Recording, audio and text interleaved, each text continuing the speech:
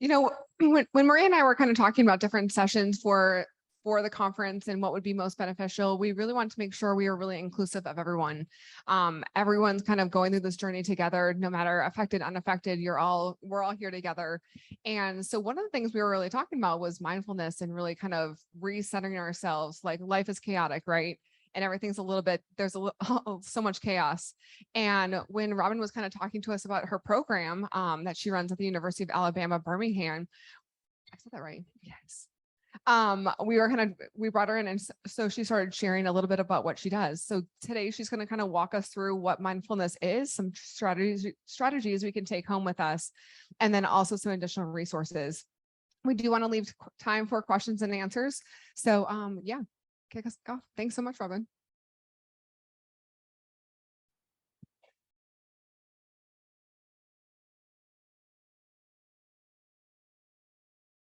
Thank you so much. I am so excited to share with you guys mindfulness-based strategies for everyday life.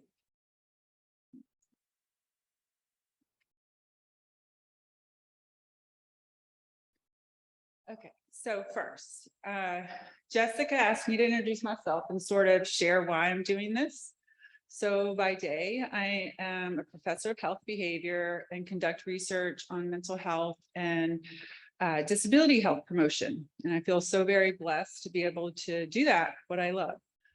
I also feel very blessed to be a wife to the love of my life and a mom to my precious 5 sons. I am a carrier of 11778. And my oldest son, Stephen, lost his vision in 2014 at the age of 16, less than 3 months after getting his driver's license. To say the least, we were devastated. And I will, as others have shared, beautiful Alyssa has been my guardian angel since 2014. I will never forget talking with Lissa while on the carpool line, and Lissa just pouring into me, knowing all the right things to say, all the right resources to share, and making my world right in that moment. And so I just first want to say thank you, Lissa, for on behalf of my family and all here, really all that you do. You are so loved. It's interesting, before I began, a thought I had today is that we talk about the affected and the unaffected carriers. And I'm not really sure any of us who've had a family member on the maternal line who has lost their vision to LHON feel that they are unaffected carriers. I can with complete certainty say that I have been affected, not in the vision loss sense, obviously, but frankly, in my mind, body, and spirit in some ways.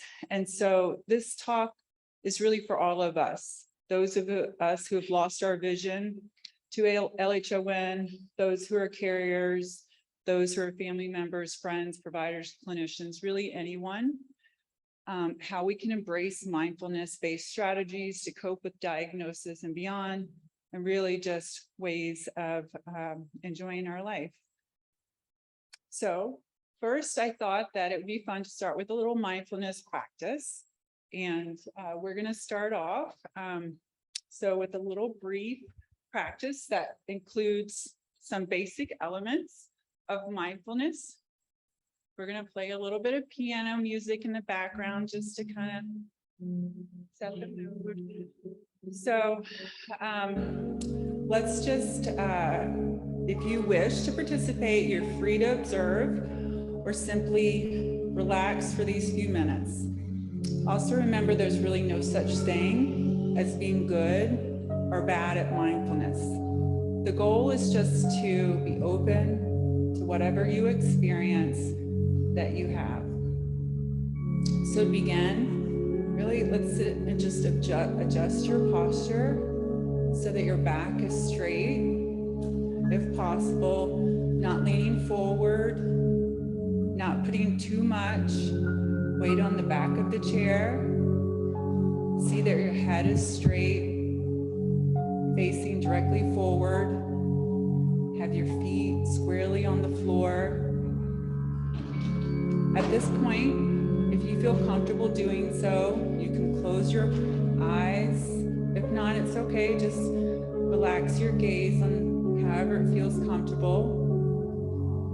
Relax your hands onto your lap. Maybe folding your right hand inside the left, or relax them onto your thighs, whichever you prefer. Now relax any tension in your shoulders as if they were heavy. See if you're holding tension in your face. Relax your forehead, your brow. Relax your jaw. Maybe your tongue is at the top of your mouth. See that you're not clenching your teeth. Now bring your attention to your entire abdomen, letting your belly relax. And relax your legs. Check back in to see that your back is straight. Now direct your attention to your chest, your breathing. Notice that when you breathe, your lungs expand and contract.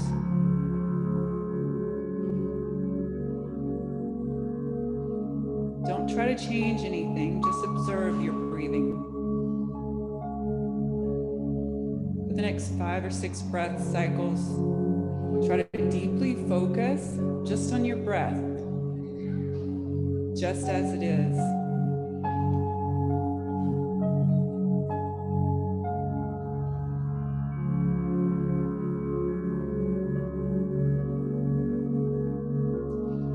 If you find that you get distracted by your thoughts, it's no problem.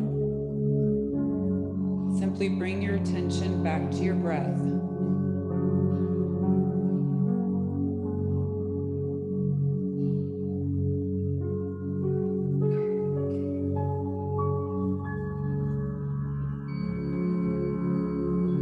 Okay, let's open our eyes, maybe move our shoulders, shake our arms, come back to our space.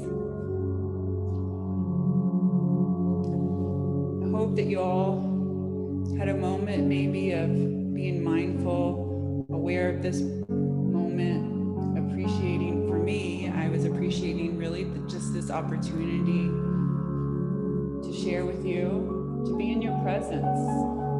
As I first started off, I feel very blessed to be part of this community, part of, back in 2014 when I came to my first conference and met Lissa in person and got to meet Jessica and Maria and so many who now I just feel like I could call any day. I don't know, I might leave the music going, I'm not sure. We'll see if it stops. Okay. Oh, no, that's great. Okay, so what do we know about mindfulness and why is it important in our everyday lives? Mindfulness has been shown to have major health benefits to our mind, body, spirit. We know that adults with disabilities report frequent mental distress almost 5 times as often as adults without disabilities. But even those without a disability, those of us in the room who are unaffected carriers, family members, friends, have mental health concerns as well. We know that more than 50% of us will be diagnosed with a mental illness or disorder at some point in our lifetime. So why mindfulness? There are many benefits to our mind, body, spirit. Research shows that it can decrease our blood pressure and lower our resting heart rate, lower cortisol levels associated with stress and stress-related aging. It can increase mood balancing neurochemicals, ease anxiety, depression, persistent negative thoughts, improve the quality and duration of our sleep, increase a sense of belongingness, peacefulness, reduce toxic self-criticism, reduce chronic pain, improve heart function, digestive problems, and a whole lot more. Basically, it's good for us. So, but how? Have you ever had the experience that you read 3 pages of a book and can't tell anyone what you just read? Or or have someone tell you the directions that you just asked them about and you can't remember a thing they just said? Well, maybe it's because when you're reading, you were really thinking about what you're going to cook for dinner, or instead of thinking about directions, you were thinking ahead about when you got there and what you had forgot to pack about the trip. That really is me for sure. And as I mentioned, as a mom of 5 sons, many car rides to or from school have been spent with me returning a work call while trying to put some makeup on, drink coffee, and email back one of my students. Okay, in this scenario, I'm not driving. But what I am doing in this scenario is missing out on that cup full of moments to be fully aware and present with my sons. What they're saying or not saying, how they're breathing as they are texting with someone, how they smell fresh out of the shower, but the opportunity to talk with them about the reason that they had that heavy sigh when they did that text. So really amazing research has shown that the average American is not paying attention to what they're doing 47% of the time. This comes out of Harvard. And that they're significantly less happy when they're not paying attention to what they're doing. The work is titled "A Wandering Mind is an Unhappy Mind." Another point to make is what Shauna Shapiro discusses so eloquently in her "What You Practice Grows Stronger" TED Talk. What you practice grows stronger. So we know this from neuroplasticity. If we're meditating with judgment, this grows judgment. We know that shame does not work. Mindfulness is about kind, K-I-N-D, attention, and we know that it works. So it's intentionally paying attention with kindness. Another point is that wiring in our brain is not fixed. It is adaptable. Richard Davidson in his research, and a really great another TED Talk, shares how we can harness this power of neuroplasticity and changing the wiring of our brains. He talks about how to train our minds through 2 sort of fundamental ways of learning: declarative learning. That's like you can learn about kindness, but that doesn't necessarily mean you're going to become kind, or about, honesty and become honest. There's this other thing called declarative or procedural learning. And I think of that as more of like experiential learning. They operate through totally different brain circuits, and we need to really work on both of these in terms of our training. So our brains are not fixed, they are adaptable. And in his research, he shares that they basically randomize their participants into getting compassion training versus getting cognitive therapy for 2 weeks.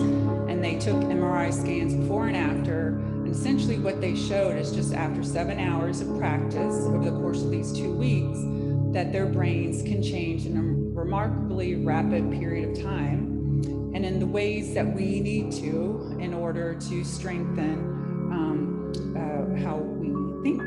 And so it doesn't mean, though, that, okay, you're fixed for forever, right? You're not going to keep thinking that way. We have to continue to practice so that they endure. So when you're looking to take a break, the default option is sort of some mindless activity like scrolling through TikTok or binge watching TV series that you've been meaning to check out. But learning how to practice mindfulness could give our brains what we need to recharge, reset, and feel less stressed. And to really do that, we'll want to tune into what we're feeling, hearing, smelling, sensing, even tasting without distraction. So I'll get into that. Before I do, go into some mindfulness practices again, I wanted to touch on something that we've all experienced, COVID, right? We've all gone through this global, very difficult time. And my colleagues and I have published on what we term the sandbar emotional phase of COVID. Think of it this way: while the ocean or river may be deep, a sandbar's ridge is a place where someone can stand or touch bottom.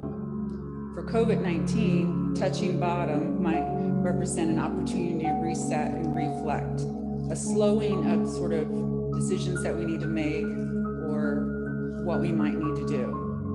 So although getting to a sandbar offers the opportunity to touch bottom, breathe, slow down, and stop working so hard in the transition, we know that COVID-19 is ongoing, and we don't know what's to come. Weather and elements of the ocean are out of our control. Similarly, nature may take a turn at any time to bring weather and water changes. So many of these decisions and circumstances are out of our control. The vast array of reactions we may experience when initially reaching the sandbar phase is what we call include relief, surprise, maybe exhaustion, maybe some gratitude, and the ability to focus on emotions and feelings of what has gone through and in that moment. So mindfulness helps us recognize those emotions, becoming aware of what they are in a non-judgmental way. We can in the moment bring awareness to the present, not be concerned about the past or what's going to happen in the future. Just for that moment, be aware of this moment and this moment and this moment. So on to the good stuff. Some mindfulness practices and opportunities. I have an image here of sort of a double-headed, I guess that's how you call it, arrow that kind of goes in the direction of the past and goes in the direction of the future. And it has the word past and future at both ends. And in the middle, it has the word present and a sketch of a head with a thought bubble in the middle. So the body is here in the present, but where is our mind? Is our mind focused on the past? Is it focused on the future? So mindfulness is about giving intentional, non-judgmental attention to our experience in the here and now. So how can we do that? I think of opportunities to practice or embrace mindfulness via 3 different ways: breath work, our daily activities, and sort of checking in with ourselves. So let's look at this first one. Simple breaths. This is, if you feel so inclined again, do with me. So a simple breath really is just taking a deep breath, hold for a second, exhaling through our mouth. And again, taking a deep breath in, hold, and exhale through our mouth. Breathe in, hold, and exhale. And that really is just practicing simple breaths, just breathing in, holding, and exhaling through our mouth. The louder the breath, the more it feels good. But you might notice that makes you feel just a little bit more relaxed, maybe not. Another simple one that I have up here under breath work is take 5. And this is another really simple practice that you can do. It's where you just take your hand, any hand, either, I guess I should say, you have a bunch, you only have 2, one of your hands, and take your pointer finger and trace it up and down the other hand. So essentially and you're gonna breathe in as you go up your finger, hold for a second, and then exhale as you go down your finger.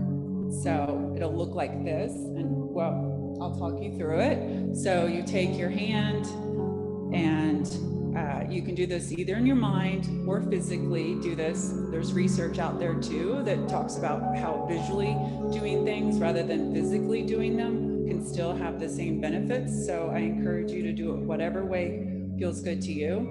So sliding your pointer finger up your left thumb, breathing in and holding.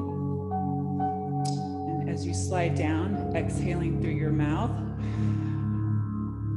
and then sliding your finger up your pointer finger holding. And as you slide down, exhale through your mouth.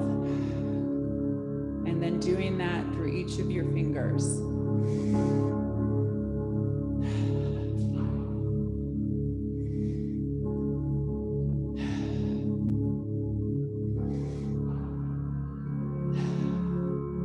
And that's really just like 30 seconds. It's just pausing for 30 seconds. And it's just a visual representation in your hand, much like what we just did with the 3 breaths in and out. Box breathing, as I have listed up here, is another example. This is where we're not going to practice it. I'll just tell you about it, because I, again, could give you a gazillion examples and keep talking through this. But this is box breathing is similarly, basically, where you're going to do a box, same sort of breaths in terms of counts. So you know, sitting upright, sort of starting with exhaling through your mouth, getting everything out, focusing your attention on what you're doing, and then inhaling slowly and deeply through your nose to the count of 4. So in this step, you count to 4 very slowly in your head, feel the air fill your lungs, and 1 section at a time until your lungs are completely full and the air moves into your abdomen. You would hold for another slow count of 4. And then you would exhale through your mouth for the same slow count of 4, expelling the air from your lungs and abdomen, and then hold for another 4 seconds. And really that's just a box set. So another sort of visual representation of how to do the breath work. All right, so everything's not about breathing and mindfulness. Another way to embrace mindfulness is through our daily activities, things that you are doing throughout the day, and just incorporating in that in part of your activity. So one way of doing this is to bring attention again to the present moment. So stopping what you're doing for a moment and observing what is going on around you. What noises do you hear? What scents do you smell? What are others doing around you? Wherever you are, whatever you're doing, putting your full attention there and observing it through your senses for just a few moments to bring your mind to the now moment, not the future moment, not the past moment. And we can bring this mindfulness to our daily activities while we're walking, while we're hiking, while we're cooking, while we're showering, brushing our teeth, while we're having conversations. I mean, I do listen to my kids sometimes, but not all the time, right? So I do need to get better at that. So for instance, a mindful walk. Start to observe the pressure between the soles of your feet and the ground supporting you, bringing attention to your stride and pace without changing how you're walking, shifting your attention to your surroundings, to the trees, the flowers, grass, passing cars, without diving deep into thought about them, and just simple acknowledging that they're there. Notice any sounds or smells, physical sensations of the weather. Again, acknowledging it and letting it go. And then shifting your attention back to the movement, your arms swinging side to side, the natural rhythm of your walk, or if you're walking your dog, the beautiful grunting of your dog, or the smell that he needs to be washed, you know, sort of back to the present moment and back to the soles of your feet touching the ground, feeling the support of the earth underneath you. Just a very quick moment that you can have being present in that walk, not listening to a podcast or calling everybody you forgot to call or trying to email everybody back and multitasking on that walk, but really just appreciating that moment that you have on your walk. How about mindful eating? I don't know about you, but there have been times when I've eaten an entire bag of chips or a sleeve of cookies, and I'm like, what did I just do? How much did I just eat? And what did that taste like? And oh my God, how many calories did I just eat? But it wasn't because I was that hungry. It was because I was looking at my phone and just gobbling up for the food and not paying attention to it. So mindful eating is really attempting to take that moment and really look at and appreciate what you're eating. So maybe think about eating an apple. When you bite into it, hearing the crunch of that apple, how heavy the apple is, the coolness of the taste of the apple, the size of it, how does it fit in your hand? What does it feel like in your hand? Is there water dripping down after you slurp up a big bite of it? Did you feel like you just broke a tooth when you ate it? So you get the picture here. You're totally trying to embrace all your senses and biting into that apple. I mean, you could go down the path of like what tree it was, you pulled it from and all of that and what it took to water it. Mindful driving. Again, I gave that little example of that never happens when I drive, but in sort of a scenario. But just, thinking about your car, engage with the process by focusing on the weight of the vehicle underneath you, the texture of the road you're driving on. Is it a gravel driveway? Is it an interstate? Is it uneven interstate? Are they doing work on the road? The sounds of the tires against maybe the gravel, even the shape and feel of the seat against your bottom. Then you can send your focus to scan the environment and become aware of not only the other vehicles and lights and pedestrians, but the terrain. My husband always tells the boys when they're like, I'm bored. He's like, look outside. There's a movie going on right outside. And it's so true. He wasn't calling it being mindful, but it is being mindful, looking at the movie that's going on right around you and appreciating that. So maybe keeping your phone off, turn off the music, and saving your makeup application for later. And just think about what an amazing road trip we might have and what less road rage we would have if we all kind of just mindfully were aware and in that moment. So another point I have up here about daily activities is conversations. And again, sort of not having these multitasking conversations going on at the same time, so that you're truly listening to what another person is sharing with you and what they're saying, and maybe even tuning into what their facial expressions are or the sound of their voice. Does it get pitched? Is there long pauses between what they say? So really, are they coming into the conversation so that they can really make a big point to you, as opposed to like, yeah, I'm listening to you, but I'm also typing out this email. Really being mindful of that conversation.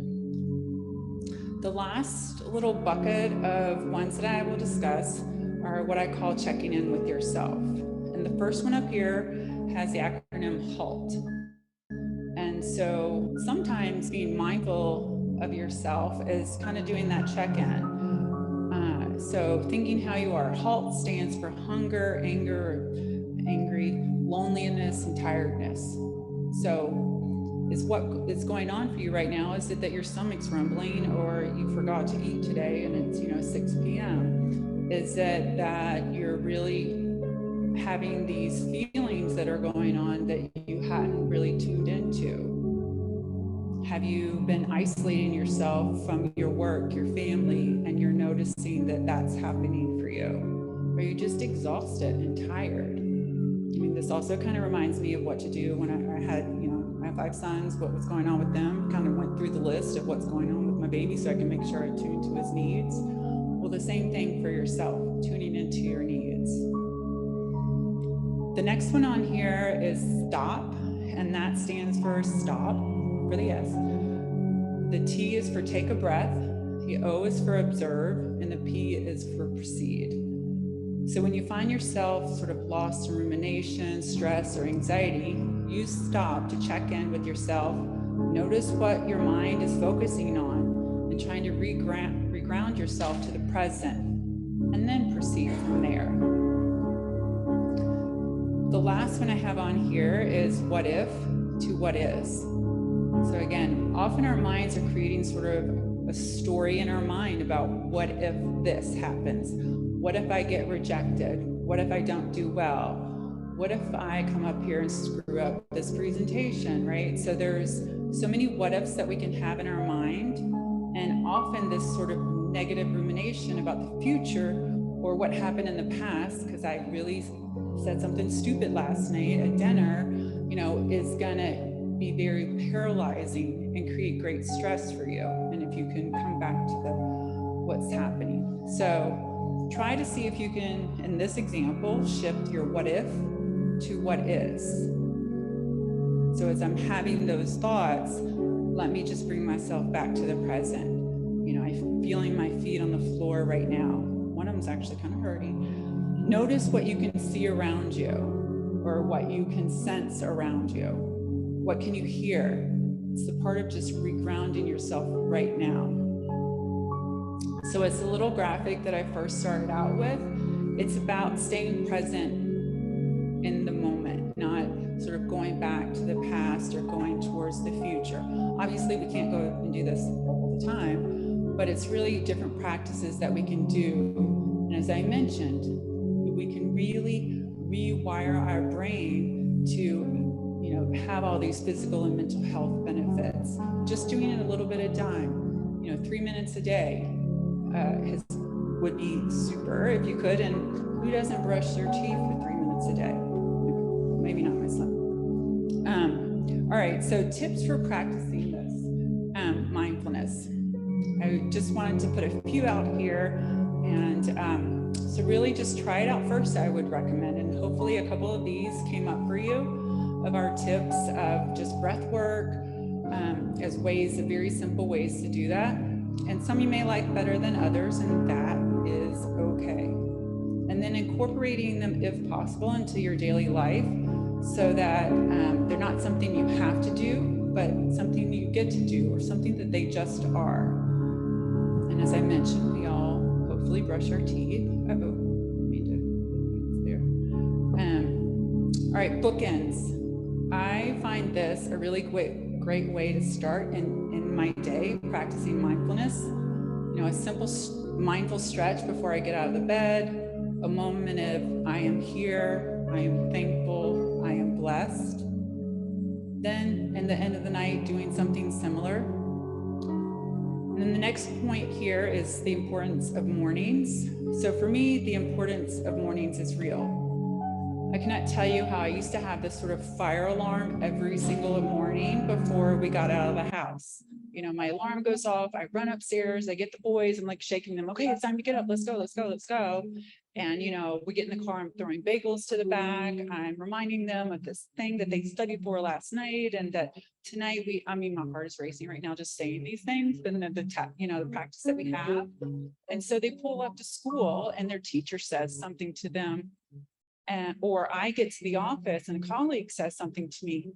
We're both going to have pretty different reactions, as opposed to, say, getting up as I do now, just 10 minutes earlier, appreciating my cup of hot tea, listening to the birds chirping on the porch, writing in my journal what I'm grateful for, how much different my day and my boys' days are when we have this type of morning, when I just give myself a few minutes to really just have some mindful moments.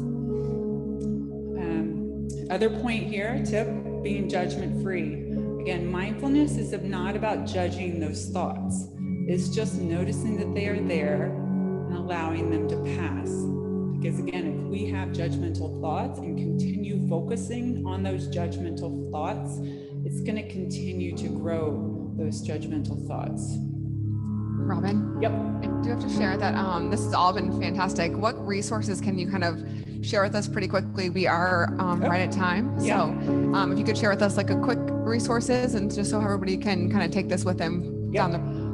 So one that I definitely wanted to share with you is a program that I have. It's called Mentor. I work with Dr. Jim Rimmer, who is the director of the National Center on Health, Physical Activity, and Disability. And it's called Mindfulness, Exercise, and Nutrition to Optimize Resilience. And this is a free program for people with disabilities. And I have a handout for it.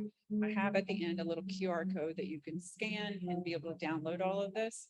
We are developing a portion of this for people with visual impairment. So if you are interested in this, you could scan this. If you know someone who would like to participate in that, that's a QR code you can scan. But if you're interested in the development of a visual impairment version of this, please reach out to me. I'm also in the process of developing an inclusive mental health promotion promotion program for people with disabilities, like separate from that, if you're interested in that, here's a ton of mindfulness and mental health resources with a QR code where you can just download them all. I'll leave it alone. Yeah, no, that's perfect. How can they get the QR code later? What's the best way for that to happen? Just because there's probably a huge list of resources that we can't see. Sure. So my email address is rlandsey@uab.edu, and there are my sort of the first website is if you just Google me UAB, you'll find me, and reach out to me. I'm happy to share them with you, and that'd be the easiest, I guess. Yeah, that'd be wonderful. And Robin will be here. We'll definitely have some time for networking after all of our sessions today. So please reach out to Robin while she's here. For additional resources like apps and mindfulness apps, which are really helpful and also free. So lots of other options to kind of be able to take this home with us and keep practicing this. So thank you so much, Robin, for walking us through that and really kind of recentering us. Thank you.